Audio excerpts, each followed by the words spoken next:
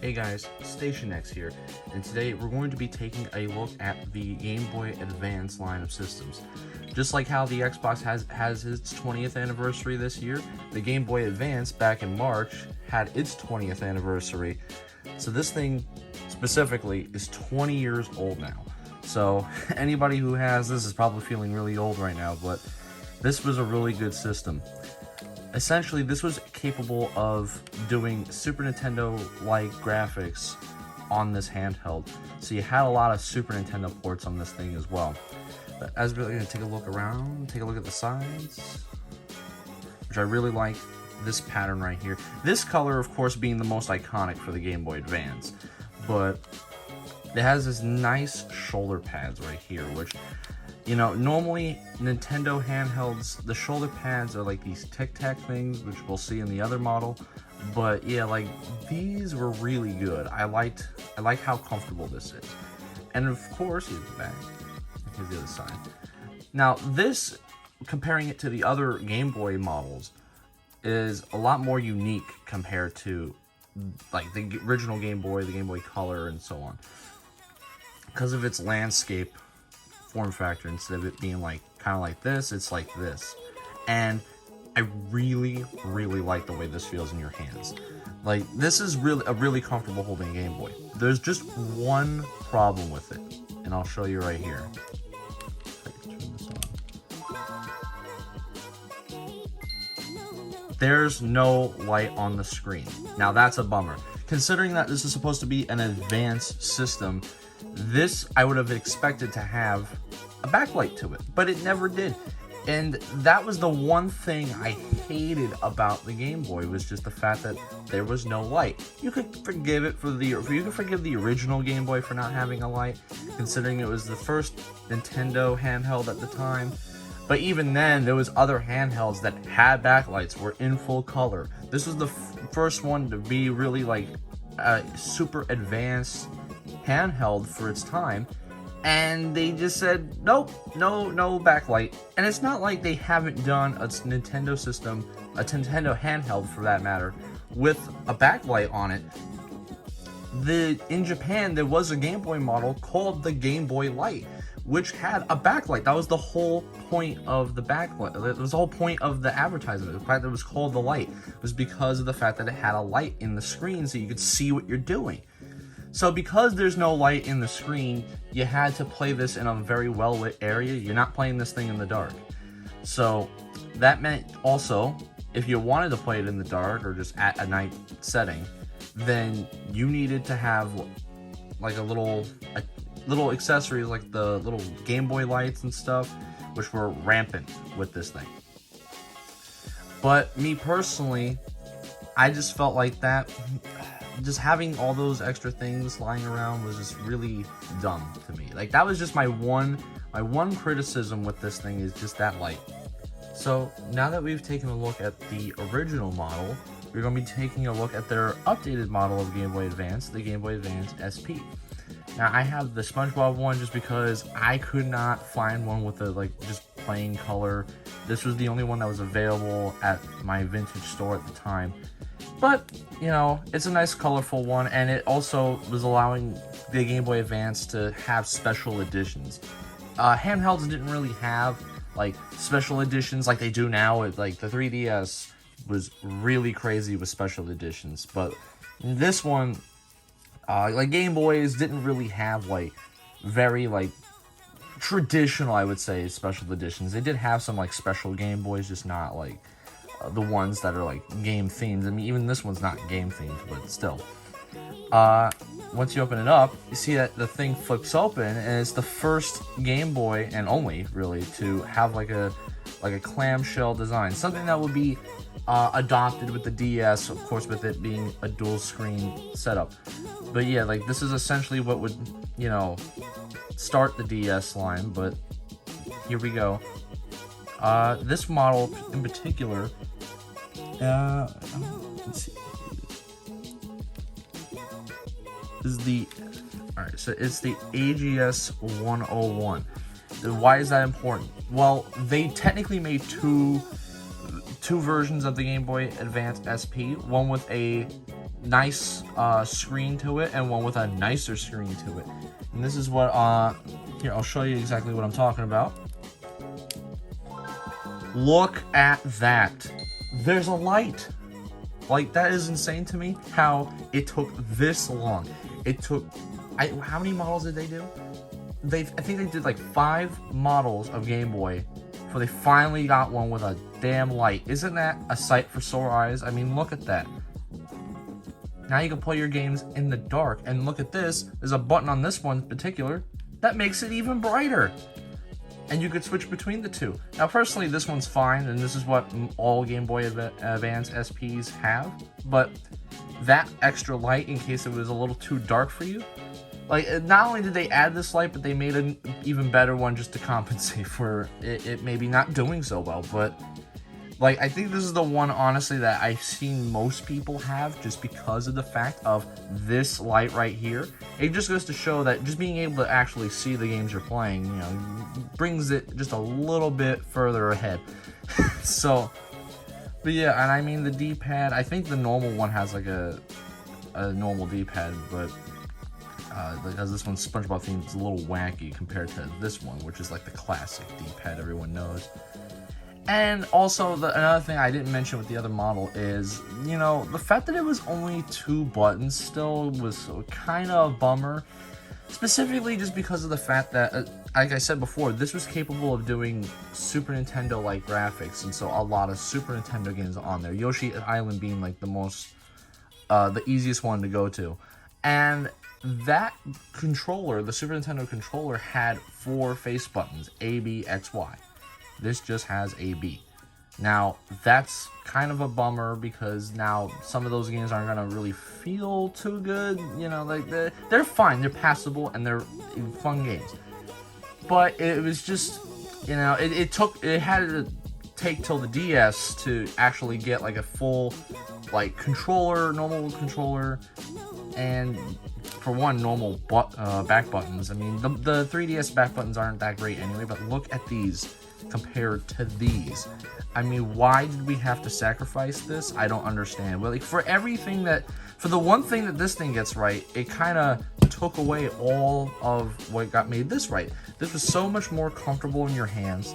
You had the bumpers that were really nice and big, and then you had these tic-tac bumpers, and it kind of went back to this vertical design, which is fine because the vertical design was what was proven beforehand.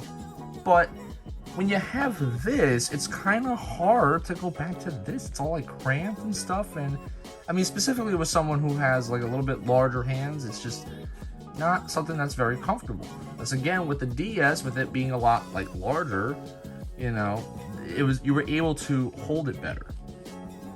But enough taking a look at the system, let's see how games look on it. Now that we've taken a look at the system, we're going to be taking a look at some games. Now, even though I said this thing plays a lot of Super Nintendo ports and stuff like that, I don't have a lot of Game Boy Advance systems.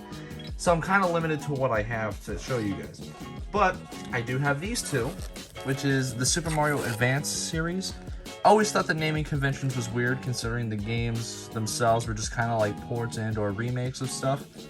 But we have the Mario Brothers 2 and 3, which you can't go wrong with that. Funnily enough, the Game Boy Advance themselves never had like an actual original Mario game to the system. You had an original Zelda game, you had an original Pokemon, of course, and so many other franchises got their own original game, just not Mario. Mario, for whatever reason, just did not get a game for this system. The only games there were plenty of Mario games, but they were just the only ones that were there were ones that we already got in, or they were like the Mario Karts and stuff like that, but not like a 2D original Mario game, kind of like this one right here, which is the original Game Boy. Like this is actually the last 2D Mario game they ever did. But I have this here just compare. This is the Game Boy Advance cartridges. This is another game that I have. We're not going to take a look at this, but this is what the game cartridges look like. They're like way smaller compared to this. Essentially, they just kind of chopped the Game Boy cartridge in half, and then there you go. There's your cartridge. Which isn't that crazy. I know they could get a lot smaller now, but This was pretty. This was a pretty large cartridge at the time, and then it just got smaller and smaller. But yeah, but like also the reason why I have this here is that you can play these kinds of games, Game Boy and Game Boy Color for that matter, on the Game Boy Advance. Because what's awesome about the Game Boy Advance is that these things have literally the best backwards compatibility I think any system ever has. I mean, think about it, right? The Game Boy Advance, specifically this model, can play every single Game Boy game ever made, pretty much. You can play your original Game Boy. You can play your Game Boy Color, even all the little weird ones that require batteries for the rumble or motion, whatever. And then, of course, the Game Boy Advance. Like, this literally can play everything. Try to find a game system nowadays, specifically home console, for instance, that can play all the generations, like PlayStation. Can PlayStation 5 play 1, 2, 3, 4? No, it can't. Can Xbox? It tries. Doesn't do every single game. This one, literally, with the original cartridges, mind you, can play everything. So, this was the ultimate Game Boy, essentially. Specifically the SP, in my opinion, just for that light. I would love to exclusively just use this because of how comfortable it is, but I just cannot get over the light. I can't stress that enough, how the backlight really makes it important, because it just limits you on where you can play and when you can play. Unless you buy some goofy third-party stuff, which isn't always an ideal thing to do. But before we look at what games look like on here, I figured I'd just get this one out of the way. Now this one has this first Super Mario Advance on it, and you see it's kind of hard to even, like, I can barely see it, honestly, and I have some decent lights going on in here. There we go. I was trying to select that one. Just do Mario. Just keep it simple. Yeah, and this was pretty cool at the time, just having like a game like this portable. They also had the original Mario Brothers and a whole bunch of other NES games as well. You know, I can't even see what I'm doing. I really can't see. I'm so distracted at the fact I can't. There we go. Keep in mind, I'm trying to like play this while watching the recording as well, so it's just while trying to record this, and it's just really bad.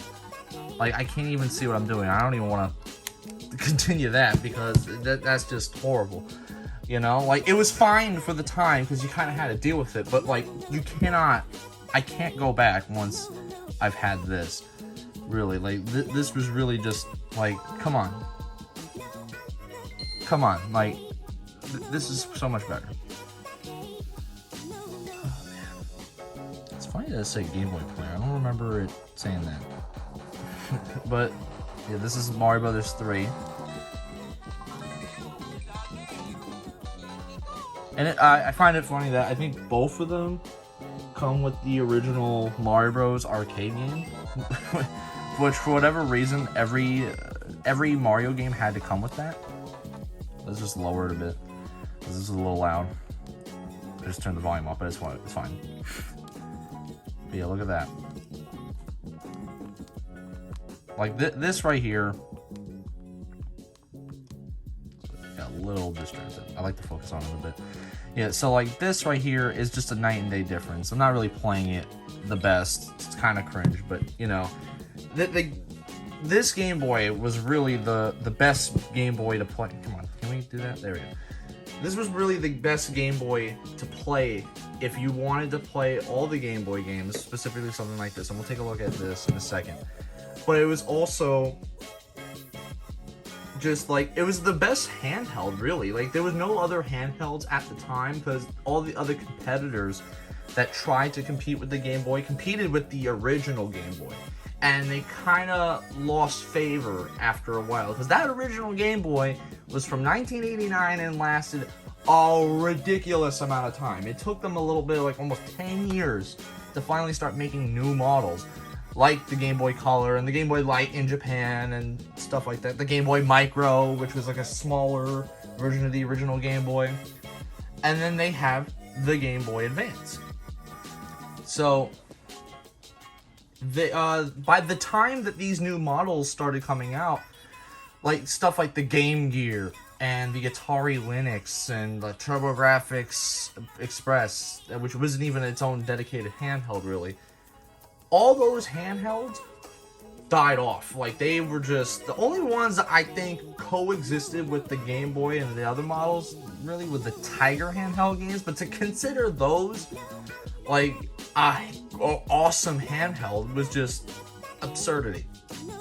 This thing is so important just because if the Game Boy didn't succeed along with the others, along with the other handhelds, like honestly, portable gaming might not have been a thing we would have gotten for a really long time. I mean, this kept evolving to get better and better, going with the DS, the DSi, the 3DS, and then of course the culmination being the Nintendo Switch, which you can play both on the TV and on the go.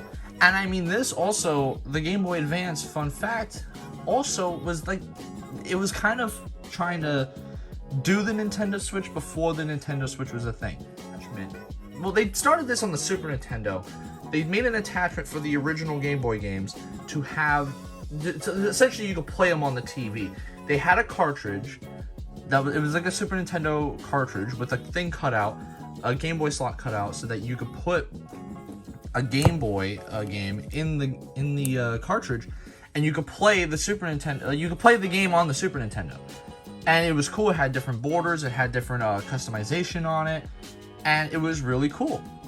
Then they didn't do one for the N64 for the Game Boy Color, and they technically made a newer version in Japan, which I think, I'm not sure, but I think it played Game Boy Color games. But that one was specifically made because of the fact that Pokemon was really big, and there was no, there was like a, I don't think it's on these ones. The older models had like this link cable, like a separate thing on the Game Boy that that you could plug it in and plug two different Game Boys at once. I think they just shared the same thing over here. I'm not too sure, as I never used the link cable. But that that's you could transfer Pokemon and high scores and stuff like that. The original Game Boy cartridge player didn't really do that. So the second model came out, but it was only released in Japan. It was this nice translucent color blue, and it was really cool. But we didn't get like another thing to play Game Boy games until the GameCube, with the Game Boy player that mounted on the bottom of the GameCube. And honestly, that and you could play it on the TV, and it's just like, honestly, like that right there, honestly, I think not only boosted the appeal of the GameCube, because let's be honest, the GameCube, while we all love it today and housed some of the best games of that generation, wasn't selling very well. It was the third least sold. It was the third. It came in third place, is what I'm trying to say. It came in third place as far as like the Xbox and PS2 being number one. It barely outsold Dreamcast, which, I mean, who can say they didn't outsell Dreamcast at this point? Even though that one was also a good system. The Game Boy Advance systems really helped Nintendo during this time because they weren't seeing a whole lot of profits with the GameCube. But the Game Boy Advance, I think they tried so many different things to integrate the Game Boy Advance with the GameCube. Certain games you can use the Game Boy Advance as like a second screen. So like you had Link's Four Swords Adventure, that you could use the Game Boy Advance as a separate screen from everybody else, because you could have 4 players up there, and your Game Boy Advance screen, when you hooked it up, because it had a special cable to plug into the GameCube, you could see your perspective on this screen without having to split up the other screens on the main TV, which was really cool. Like, you didn't have to do split screen in the traditional sense. It was just on the Game Boy. Animal Crossing did this thing where you had like a special island you can go to, and that was really fun and neat. I don't really know exactly the extent of it, because I didn't really play Animal Crossing like that. But I think you could also like transfer things. It was like another way of transferring stuff from people's islands and stuff, people's Game Boy islands and stuff like that. But also, sometimes you were able to play just mini games on here that the game would have. But I think the big thing I used it for, that little link cable that connected to the GameCube, was the fact that you could use the Game Boy player to play Game Boy games on your TV. And again, it could play the original Game Boy, Game Boy Color, and Game Boy Advance, literally all the Game Boy models. And you could play them on the TV, and it was really good. I can't think of another handheld game system that would be allowing you to play it on the TV other than the Game Boy. Not even the DS does it. I know it's a little harder for the DS to kind of do that sort of thing, but imagine playing DS games on the TV. You can't. I would have loved to have something like that for the DS, like how the Game Boy has. But they never did something like that after that. So it just shows that the Game Boy just had something special. But here, let me do this just to show, as I know I said I would. Now look at how goofy this kind of looks. The fact that the cartridge kind of just sticks out like a sore thumb like that. Yeah, this is not super appealing, but still, it was nice to even be able to do that. And you can play it in the aspect ratio that it was supposed to be, or you can make it widescreen, which is, I don't mind it, but a lot of people will say that's gross, and so most people just keep it like this. But you can do that with the bumpers. But yeah.